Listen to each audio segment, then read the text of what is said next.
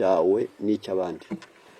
None se ubwo ubwawe uranezerwa, umukoresha akagushima, ababireba bakishima, ndetse abenshi bakakwigana. Niyo mpamvu ukora neza ibyo ushinzwe ukabitunganya uba ufite ubwenge. Guteka rero ntabwo ari umushinga woroshye, ahubwo guteka ni umushinga ukomeye. Kubera iki? Turaza kureba impamvu. Muri Abakorinto ba mbere 10 umurongo wa 31, namwe yo murya cyangwa munywa cyangwa mukora ikindi kintu cyose, mujye mukorera byose guhimbaza Imana. Imana sihimbazwa ite? Si ukuyicurira kuko niyo yaremye ibiganza, si ugusakuza kuko iratuje, ibintu byose yabikoze itabanje yasakuza, yaravuze birabitegetse birakomera. Ahubwo gukora ibituma abantu bibuka kubwa bakora ibyo ari abafite Imana, niho ubukoze byo kuyihimbaza. Kuko abantu bavuga ati nta muntu wakora ibi bintu adafashijwe n'Imana.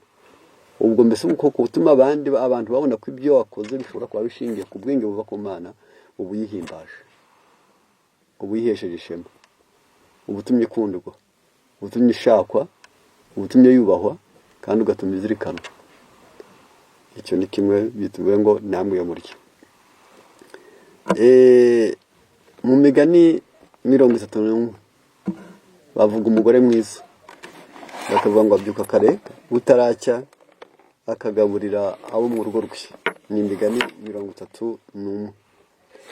Burya si icyoroshye, si n'ikindi kigayitse, ahubwo buri gihe iyo Bibiliya ikomeje kuvuga, haravuze ngo ni umurongo wa 15 mu gice cya 31 cy'imigani, abyuka kare butaracya akagaburira abo mu rugo rwe, agateka abajabe imirimo ibakwiriye.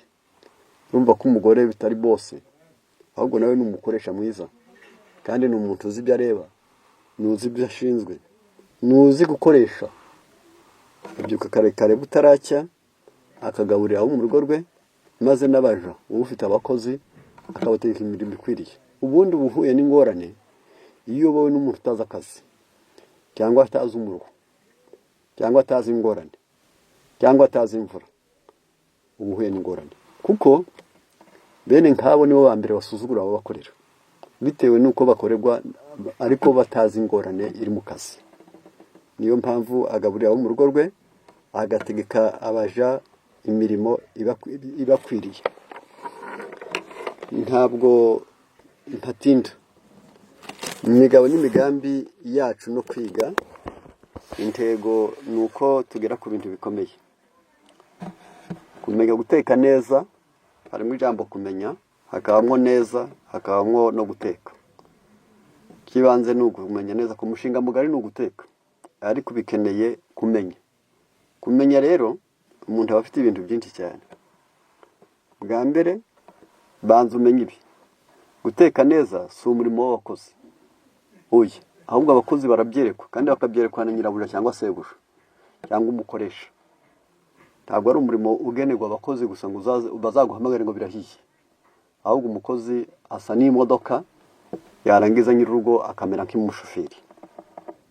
Ubwo bivuze neza ngo umushoferi mubi yahirika imodoka nzima, yayigongesha abantu. Si umurimo ugayitse. Abandi benshi nabo bibwira ko wamubona ari guteka ingero zagiye ku ntoke, zagiye ku mazuru, ko yabagayitse. Oya, si umurimo ugayitse. Ni ishema ry'umuntu wese ku isi, ku buryo wakora ikigera kuri benshi, ni umutetsi gusa wenyine. Guteka neza si uburetwa. Ntabwo wavuga ko ubwo watetse ibishyimbo ntibiba amazi, wenda ukabigira ingwe y'igikoma, yarangiza nicyo bivugwa mu gitabo cyitwa Inama ku mirire, ko watetse ibijumba n'amaganda yabyo, cyangwa se ibishwa byabyo, warangiza ukabitonora, ukabigirira ibindi wabikorera kugira ngo nk'uko proteine z'inyuma zitasigara. Ntabwo ari uburetwa. Kuba watinze mu gikoni bitewe n'inkono nyinshi watetse, cyangwa se witonze ukata ngo nibura salade zinoze, ntabwo ari uburetwa. Guteka neza ni ikirangantego cy'ubwenge n'ubumenyi bwiza. Iyo umuntu ateka neza, niho atanze icyo bita preve yuko ari umunyabwenge, kandi ko afite n'ubumenyi bwiza.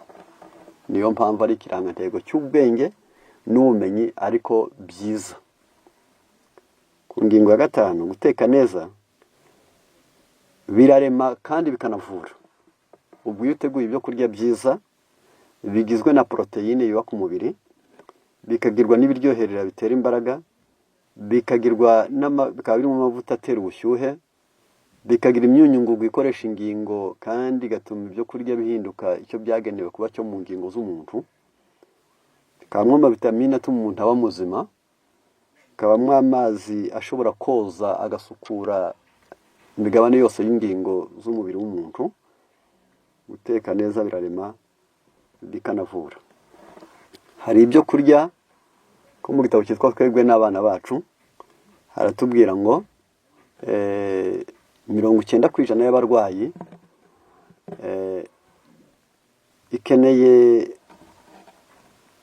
yatewe kurwara n'amafuti mu mirire. Aho ni muri icyo gitabo cyitwa Twebwe n'Abana Bacu. Ndagira ngo aho ngaho tuhageze niho twamenya neza ko burya ibyo kurya byinshi bishobora kuvura biramutse biteguwe neza, kandi ibyo kurya byinshi bishobora gutera indwara biramutse biteguwe nabi. Hari n'ibyategurwa neza ntibivure bigatera indwara, hari n'ibyategurwa nabi bigatera indwara byari byiza wari kubitegura neza. Niyo mpamvu yo kumenya. Hariho ibyo utahongera kuba byiza muri wowe ngo nuko wabitetse neza, hari n'ibitaba byiza ngo bigire akamaro kandi byari byiza bitewe nuko wabiteguye nabi. Niyo mpamvu umuntu wese akwiriye kugira kumenya. Hari iby'ingingo zagenewe bigomba gutegurwa neza, hari n'iby'ingingo zitagenewe bitari ngombwa no kubitegura neza. Niwo mushinga ufitiye umuntu wese akamaro. Guteka neza. Abami bararya, abize bararya, abakire bararya, abakene bararya, abazima bararya, abarwayi, buri muntu wese ahari hose akeneye kurya. Noneho umushinga wo guteka, gutegurira abandi ibyo barya, gutegurira abandi ibyo banywa, kumenya neza kubitegura, ni umushinga ufitiye umuntu wese akamaro. Yaba umwana uri mu nda akeneye indyo nziza ya nyina, yaba wavutse akeneye amashereka yujuje ibyangombwa, yaba wacutse akeneye ibitera igikuriro, yaba ushaje akeneye ibigwanya ubusaza no kononekara k'ubwenge, mbese yaba umurwayi akeneye ibifasha amaraso ye guhembuka n'abasirikare bakiyongera kugira ngo indwara zibe nke. Niyo mpamvu guteka niwo mushinga ufitiye umuntu wese akamaro. 7, guteka neza ni ishuri rireba umuntu wese mu nzego zose. Ntabwo ahantu hose mwabagabo mwe muzajyana n'abagore banyu. Mu ngendo henshi muzagera henshi.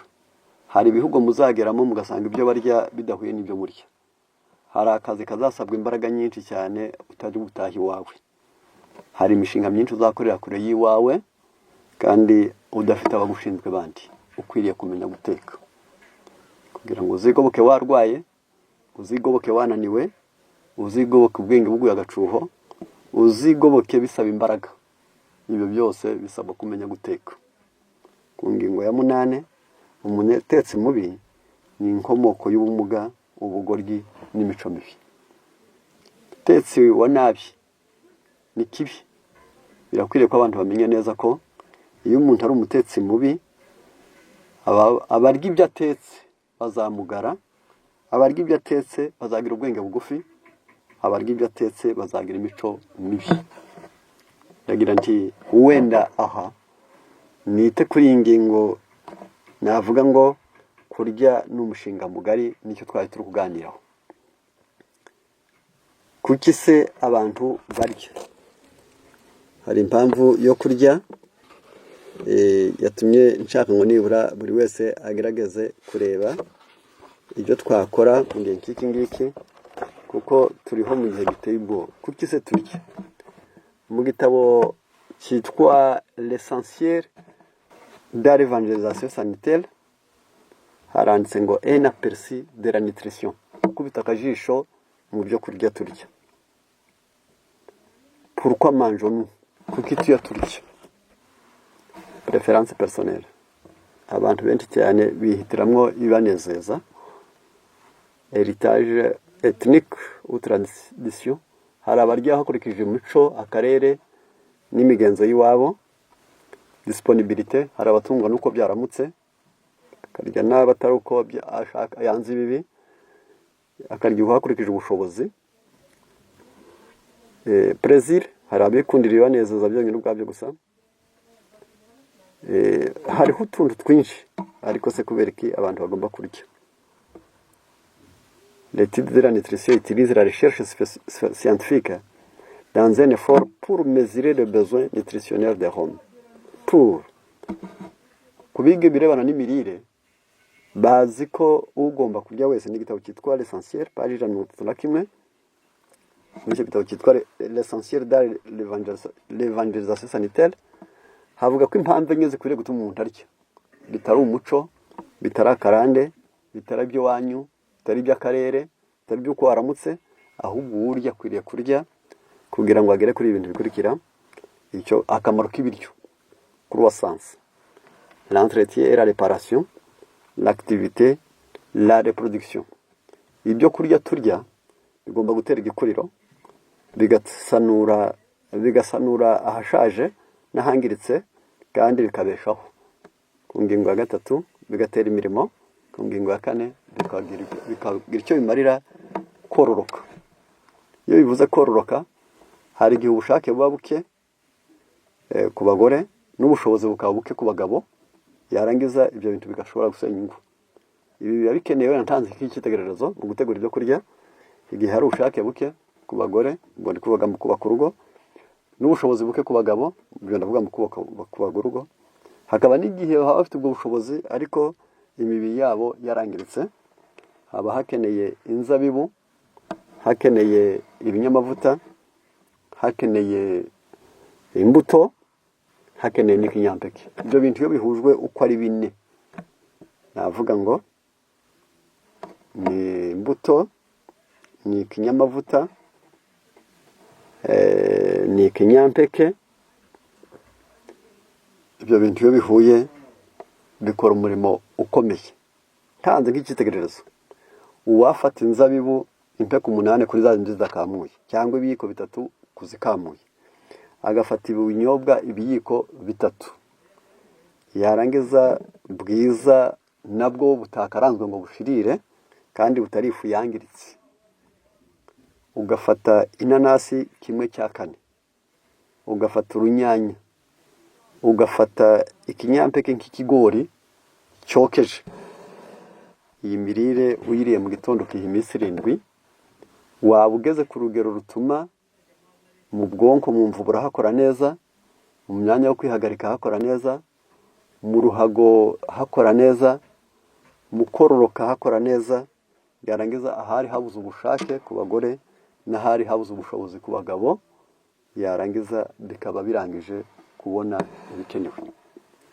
Niyo mpamvu indyo yose niyo gutera igikuriro, ni gusanura no kubaka neza ingingo, ni ugutuma izo ngingo zikora umurimo wazo, ndetse no kongera uburumbuke cyangwa se imyororokere. Iyi ni nutrition optimale nécessite. Ibyo kurya byiza byuje ibyangombwa bikenewe. De bonnes décisions dans le fond des aliments. Gufata imyanzuro myiza mu guhitamo ibyo urya. Équilibre et vaincre dans les aliments consommés. Et variété. L'équilibre et la variété dans les aliments consommés. Kureba ko ibyo kurya byari byiza kandi bihinduranije. Des choix alimentaires fondés sur la recherche scientifique de qualité, maze ukajya uhitamo hakurikije umusaruro w'ubushakashatsi mu by'ubuhanga, aussi compatible avec la parole de Dieu, ariko ukanareba ko atari ibyemewe n'umubiri gusa, ahubwo ukanagenzura ko byemewe n'ijambo ry'Imana. Niko Pawulo yandikiye Timoteyo, aho yavuze baramubwira bati ariko byemerwa n'ijambo ry'Imana no gusenga. Ntabwo habanza gusenga gusa, ahubwo ubanza no kureba no ku ijambo ry'Imana ribyemera. Ngiyi impamvu yo guteka bizabyara qu'est-ce qu'un nutriment. None kuyo tumaze kurya tubonye ibiryo, byo bituzanira iki? Ibyo byo kurya bituzanira ibyo bita ingiramubiri cyangwa se intungamubiri. Yarangiza nibyo Les nutriments sont des substances utilisées dans votre corps pur pour ubundi intungamubiri cyangwa se ingirabiryo twavuga ngo mbese ibintu dukomora mu byo kurya ariko bikagira ingingo zacu bikazubaka kandi bikazibeshaho bikazirema biba bitewe n'iki produire d'énergie ibyo kurya turya bigomba kuba bitera imbaraga iyo bavuze ko umuntu afite energie aba afite energie koko afite courage afite force afite na concentration uvuga ngo mu kurya uba ugomba kurya ibyo kurya ariko wabirangiza ntiwiruhutse ukagira imbaraga ariko wakora ukagira n'umwete ariko wakomeza kuyiga ugakurikirana yarangiza ngibyo impamvu yo kurya c'est produire de l'énergie tugomba kurya ibyo kurya bitera imbaraga équilibre parakumenya ngo fournir des éléments essentiels pour tous les besoins et les fonctions de l'organisme ibyo kurya ubyurya yubanza urebe ko bifite ibyangombwa byose byo kurangiza amakene n'imikorere y'ingingo niba igifu kiri bugogore ariko gikwiriye kuba bifite indurwe zihagije niba umwijima uri butanga izo ndurwe ariko ugomba kuba ufite imbaraga zo kumenya kwakira amaraso avuye mu mara matoya niba amara mata ari bukore ariko akwiriye kuba yafashwe n'urwagashya yarangiza ngo indurwe zize nazo turandarika kwayo miti yo gukogora ibyo kurya ngo bihinduke amaraso kandi bizahinduka ingingo bizabikene ibyo kurya tugomba kwiriye kureba ko ibyo turya byaba byujuje ibikenewe muri za ngingo zacu ntabwo tureba ibikenewe ku jisho si ibikenewe mu kanwa ahubwo ni ibikenewe mu maraso yacu n'ingingo zacu uko niko kumenya guteka neza ku ngingo ya gatatu protéger le corps contre de nombreuses maladies chroniques tugomba kugabura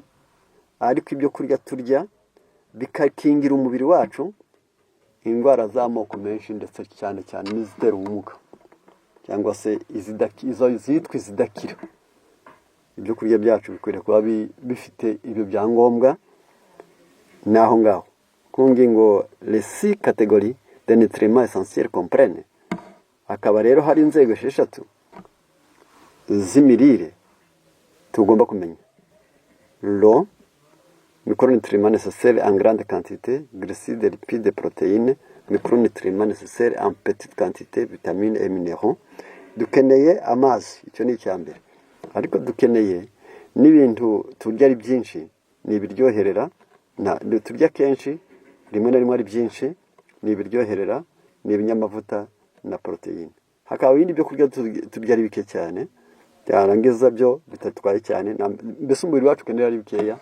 Ni amavitamine n'imyunyu ngugu ngo amazi turayakeneye ni litiro 1.5 ku munsi buri munsi nubwo waba wapanze kwiriza ubusa wakwirirwa ibiryo ariko ntukirirwa amazi ibyo wabisoma mu gitabo cyitwa gukiza kwavuye mu ijuru mu cyigisho kitubwira ngo kwiriza ubusa avuga ngo ntiwemerewe kwiriza ubusa ngo wemerewe kwiriza ubusa ariko amazi ukayanywa noneho kubera iki muri iyi mirire yacu hakenewe ibi nuko amazi arakenewe ukeneye proteine wenda zirasumbanwa mu binyampeke ntabwo hanganye no mu binyamisogwe mu binyamisogwe ntihanganye na binyamavuta ubwo bivuze ngo iki wafata umutsima w'ibigori akawurisha ibishyimbo ibyo bishyimbo akaba yabikaranze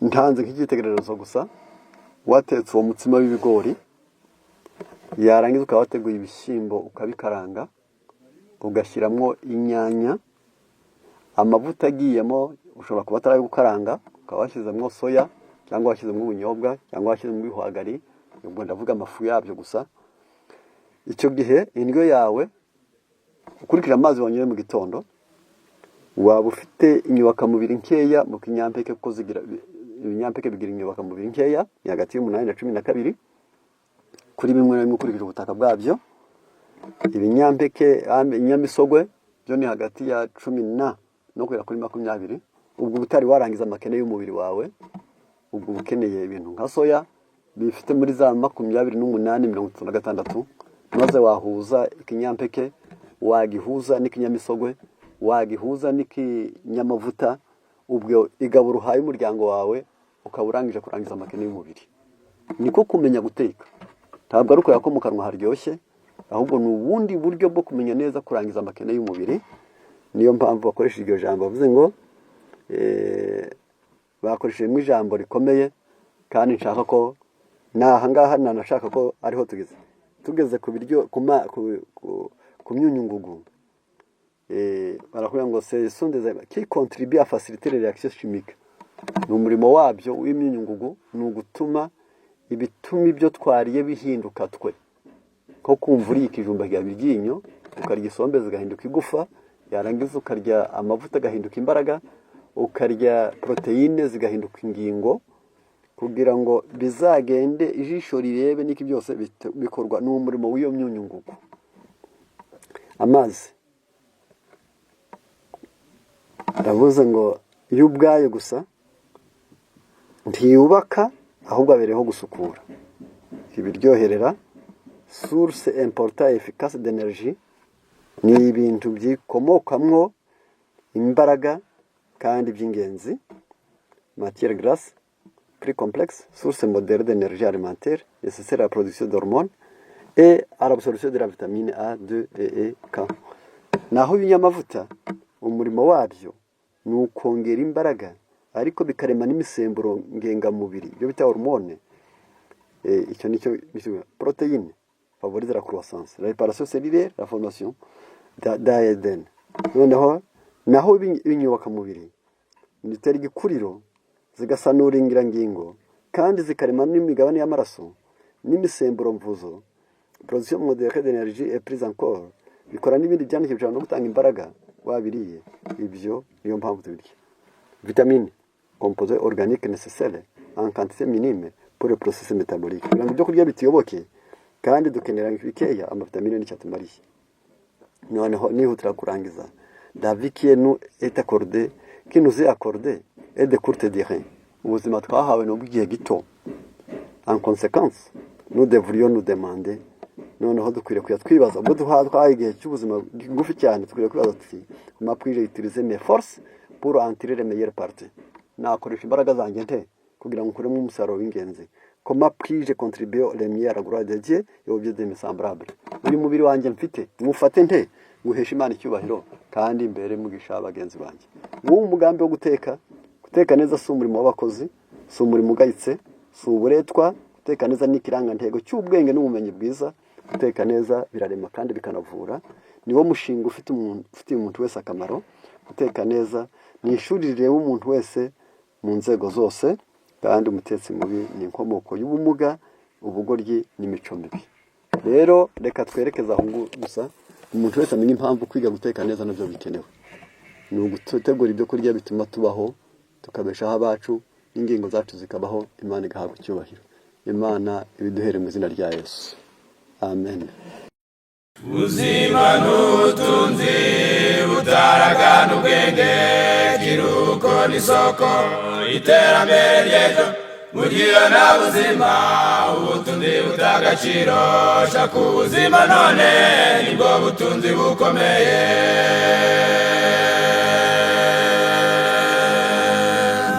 Muntu ufite ubuzima bwiza agira umumaro muri byinshi, yari mu isi barishima kuko igezageza ku bandi, n'Imana ubwayo iranezerwa kuko ufite icyo umaze ku isi, nibwiguha inshingano nziza zikomeye z'iby'umwuka.